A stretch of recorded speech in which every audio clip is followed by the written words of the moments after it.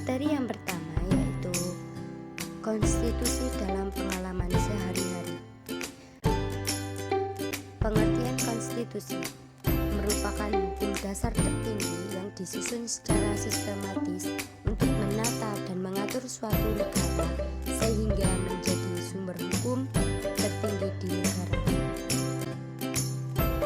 Macam-macam konstitusi. Yang pertama, tertulis. Hukum dasar suatu negara yang memiliki bukti fisik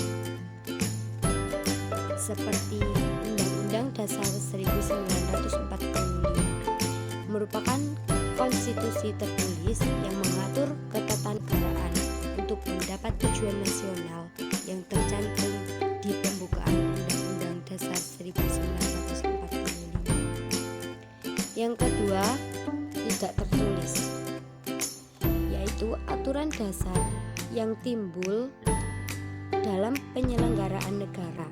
Contohnya, pidato presiden setiap 17 Agustus. Mengapa terjadi perubahan konstitusi?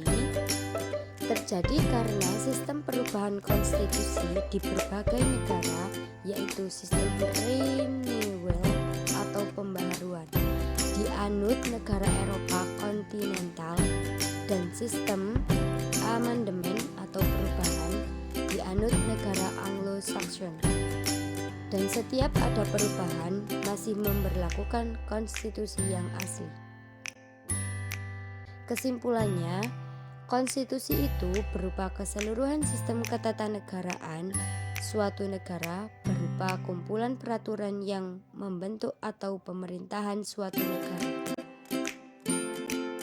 Materi yang kedua yaitu tentang kesenjangan sosial. Apa itu kesenjangan sosial? Kesenjangan merupakan kondisi ketimpangan atau ketidakseimbangan antar kelompok dalam masyarakat akibat perbedaan status sosial dan ekonomi yang terjadi ketidakadilan masyarakat. Macam-macam bentuk kesenjangan. Yang pertama, kesenjangan antar desa dan kota. Hal tersebut terjadi karena mata pencaharian masyarakat yang ada di desa tidak mempunyai banyak alternatif lain seperti di kota. Contohnya, mayoritas yang tinggal di daerah pegunungan akan bekerja sebagai petani dan pedagang. Sebab itu, mereka hanya memiliki sumber penghasilan dari kebun, di mana hasil kebun mereka yang miliki akan memberikan hasil panen. Kemudian hasil panen tersebut dapat mereka gunakan untuk dimakan maupun dijual kembali. Sedangkan program pembangunan masih memprioritaskan sektor industri yang ada di perkotaan, sehingga sektor pertanian yang ada di desa menjadi semakin terpuruk dan tertinggal. Para pedagang dan petani yang ada di desa hanya mendapatkan keuntungan yang kecil dari hasil panen mereka. Selain itu, minimnya alternatif pekerjaan yang tersedia di desa juga berpengaruh pada perekonomian masyarakat di desa. Mereka akhirnya memutuskan untuk mencari pekerjaan di kota supaya mendapatkan penghasilan yang lebih besar. Bentuk kesenjangan yang kedua yaitu kesenjangan ekonomi, terjadinya masyarakat miskin dan masyarakat kaya.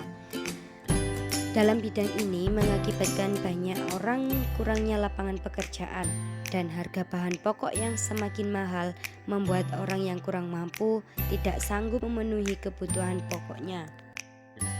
Bentuk kesenjangan yang ketiga yaitu kesenjangan antar wilayah dan subwilayah.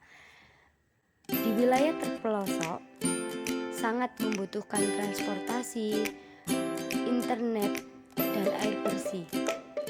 Tetapi kita sudah berada di wilayah yang mudah mengakses internet, mengakses transportasi secara online, dan air bersih yang mudah kita dapat.